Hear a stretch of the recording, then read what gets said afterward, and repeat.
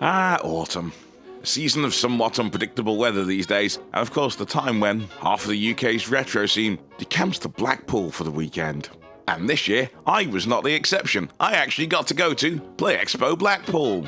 Hence you getting this video. So I made myself a decent cup of tea, and jumped in my van and headed for the sort of sunny delights of Blackpool. Given that my last two videos have featured places that, well, are more famous for their beaches than anything else, you'd think I was having a bit of a retro beach obsession at the moment. But it's alright, this video will contain no information about the beach whatsoever. As from a retro standpoint, absolutely nothing interesting about this beach whatsoever, unless you're a big fan of either sewage or nuclear waste.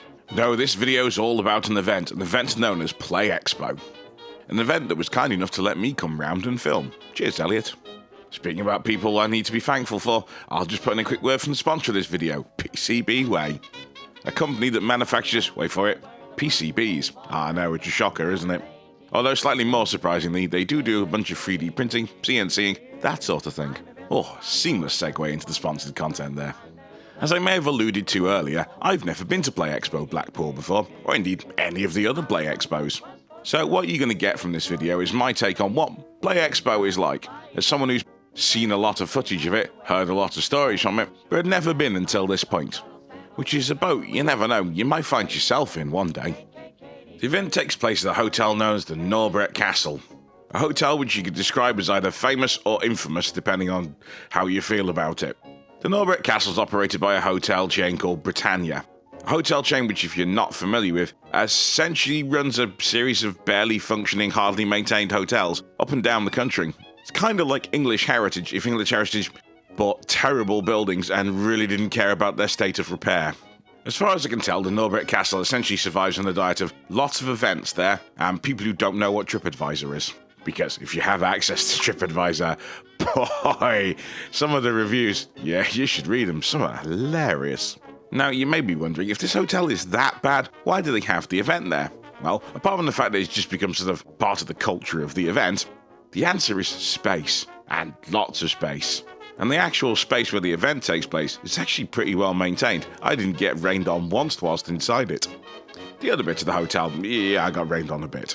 Now, as you can see from this bit of footage of me heading in, there's a lot of people waiting for the moment the doors open. PlayExpo attracts an awful lot of people. And when you first make it in, you make it into essentially the main hall. Now, I'll take you on a quick guided tour of this that I filmed at another point during the day, just so you can see it a little bit better. Now, for a start, you've got all these arcade machines, and there are a lot there. They're right next to the bar, and I could walk around them for quite a while, and there's a lot of classic machines here, even including Outrun, which I'll quickly cut to. There you go, Pete. Further along the hall, we have the main stage, where Trista Bytes essentially works tirelessly all day entertaining people, running various competitions and having different events going on. Honestly, she's like some form of red coat for retro. Moving on from the main stage, we have all the tables of various consoles, old computers. There's some real classics here. I'll just quickly zip up and down the aisles, you can see. We've got a mixture of consoles that you'd expect, you know, your Mega Drives, etc. But we've also got a lot of rarer stuff, which I'll cover in some more details in a bit, as well as all the home micros you'd expect, including my favourite BBC Micro, and also the little Acorn Electron. Moving on from those tables, next then we have the area that contains the independent software developers working on indie games, basically. And also behind them we have the Spectrum Next team. We'll come back to them in a bit. Further along through the hall we have the area where the tournaments take place. As you can see, it's set up for one here. And also we have Antstream Arcade as well, the company that probably liked to be thought of the Google Strada of Retro up until about 2 weeks ago. Now, next to that main hall, we have a second hall, the Traders Hall. This room is the reason a whole bunch of people come just by itself. And for any normal-sized hotel, this would be the biggest room they had, but not in the castle. Now, there aren't many places that have this many retro stalls all gathered together, selling every console you could think of.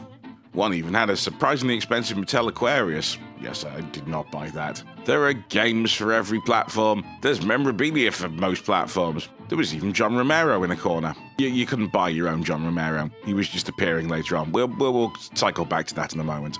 You won't be shocked to discover even I purchased something here. I got myself this little N64. Oh, look. Silicon Graphics made the console. There are also a few VR people at one end of the room as well, having some fun in, well, VR.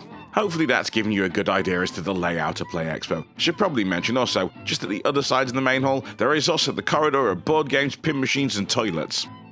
I may have made slightly more use of the toilets than all the other things there. Seriously, every pinball machine has a queue like 2 or 3 people deep. Some people are just there for the pinball, nothing else. I mean, I assume they use the toilets as well. Now, outside of all these event spaces, there is actually the rest of the hotel, which includes places where if you fancy doing a first-person study on the effect of E. coli, you can obtain food. And also there's the corridor of extremely squelchy carpets. That one was fun. And also, if you think this bin here is for people to put rubbish in, oh no, it's to collect the rainwater running through the light fitting. Class. My advice would be if you're coming yourself, stay in the event areas. They're pretty good. And also bring a packed lunch. Now I should probably talk about the panels. As this was the real reason that John Romero was here, and he wasn't just there to sit in the corner of the traders hall saying hi to people. They take place in the room the other side of the hotel, and essentially they get really interesting guests in, and they interview them. Doing all the interviews this year was Alan, or Mainmaster as he's known on the internet, who apparently did a very good job of doing the John Romero panel. Unfortunately, that room was so full, I couldn't physically make it inside, which is why there is no footage of it whatsoever. Or at least in this video. If you want to go watch the panel itself, I'm sure it'll be up on the YouTube at some point. And given that Alan apparently has no fear whatsoever, you get to hear the answers to the question, so, Daikatana, what happened? I did get to see one of the panels, including last minute addition to the roster, Tim Follen, well known for, well, lots of video game music quite frankly, which was a really interesting panel, although we did have to abandon the centre of the room when it started raining inside at one point. In previous years, there have also been creators panels as well, which essentially feature a lot of people from YouTube. Sadly, this year, that was not a thing that happened. I mean, I was quite looking forward to that, but, I guess this year they decided not to do it. Which is a shame, because based on the videos I've seen, those panels are pretty entertaining. I mean, you fill a room full of people who are pretty entertaining, and unsurprisingly, you get an entertaining panel. Now, I'm going to take you back to those rare consoles I mentioned before. These are out in the tables in the main hall, and you can just play with them, which, for many people, this is the first time you're ever going to physically seen or touched one of these things.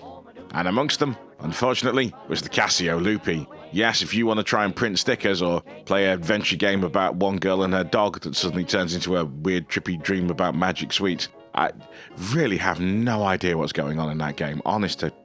Yeah, so you can physically play that there.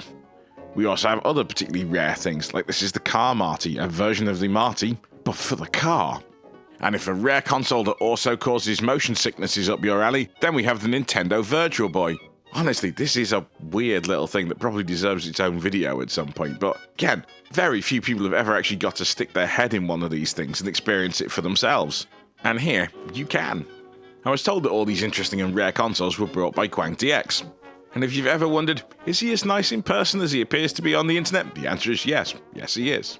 Speaking of nice people, that brings me to, well, what's one of the best bits about PlayExpo? The people. In a room full of people who are very much all into the same hobby and fairly like-minded, there's a fair old chance you're going to meet someone and get on with them pretty well. There's also a fair old chance you're going to bump into people who you know online and have not had a chance to talk to in the actual real world before. And that was certainly the case for me. I got to meet a bunch of people who've, well, been reasonably involved in this channel. For example, people who have appeared in this channel, like Studio Adventure Brummie, or Roast Tinted Spectrum, and Multiplayer Ian, which I believe is the official pronunciation of it. I also got to meet Lucan, or Zombie Workshop as he's better known as, the artist who did, well, all the artwork for this channel. Look, he even gave me a Transformer as proof. But apart from meeting up with people who, under normal circumstances, I would have got to meet hopefully before now, I also got to meet a bunch of people I've been chatting to online for ages, like Fake and Skull, Super Nintendo, Tamara from Tamara's Arcade, and of course Ponder. And of course lots of new people who I've never met before, say like Alan for example, from Mainmeister. And that's the thing about these events that make them great. We've all got arcades at home, or at least can emulate them on old machines. What there aren't is, well, all the people. To me, these events are way more about getting to meet people and chat to people than it is really about anything else. And that's what makes PlayExpo quite so unique. It's just the broad variety of people there. I mean, every time you step round the corner, you'll probably recognise some face from Twitter. Or find someone you can just chat aimlessly to about some random arcade machine or home computer. Now, speaking about random home computers, I did say we talk a little bit more about the Spectrum next, and here it is. And also next to this next is the next Spectrum next. Yes, the new one we've all been waiting for, or at least those of us on the Kickstarter have been waiting for. For those not familiar with the Spectrum Next, it's a re-implementation of the ZX Spectrum in an FPGA, so it lets you run all the original games, but on modern hardware, so you can use things like an SD card to load your stuff from, or use a HDMI screen instead of an old analog TV. Now, admittedly, you can get a bunch of add-ons for your 48K Spectrum that let you do all of this, and eventually you end up with something that looks like, well, a bit of a Franken Spectrum, to be honest. But what those add-ons for the original Spectrum can't do is all the extra stuff they've also added to the Next. Yes, you have graphics modes with sprites and no color clash. And also, you can speed the processor up quite a bit, so games like Wolfenstein are now possible on this version of the Spectrum, which is, pretty cool. Now, the nice thing about an event like this is you actually get to talk to the Spectrum Next team, including Jim Bagley. Now, I didn't interview the guy, we were just chatting, and we were discussing how Kickstarter 2 is going, because, well, the first Kickstarter went really well. Lots of people backed it, they produced the machine, people really liked it, so they decided to have a second Kickstarter so more people could get their hands on the machine, and they were going to make exactly the same machine they made the last time.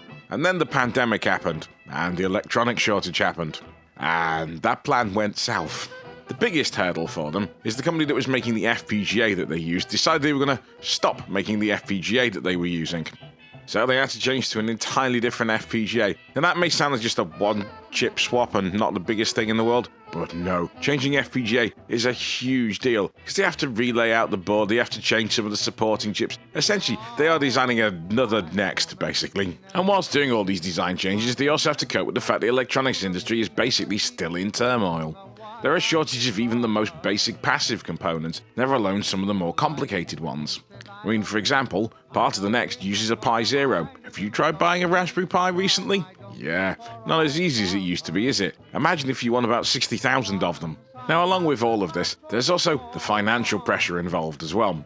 See, people handed over their money for Kickstarter initially, and why some people seem to think that the Next team was just hoarding in the bank account collecting the interest, there's something you should probably know about commercial bank accounts. They don't pay interest. Also, inflation has kind of outstripped interest a little bit at the moment. So all in all, the Next team's having a pretty difficult time at the moment.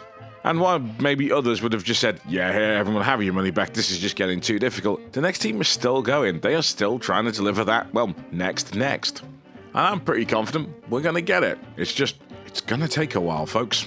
But based on what I got to experience of the machine there that weekend, yeah, the wait's going to be worth it. Well, we're getting towards the end of the video now, and if you made it to this point, thank you very much for watching. So as my final thoughts on PlayExpo is, was it worth going? And the answer is yes, it definitely was. And if you're on the fence about should I go, shouldn't I go, you should go at least once. But my only bit of advice would be, don't eat the food. If you enjoyed this video, why not use the little button YouTube has created to informative such, known as the like button. And if you really liked it or feel like helping the channel out, you could always press that subscribe button, because subscriptions do make a big difference as to whether YouTube can be bothered telling people that these videos actually exist.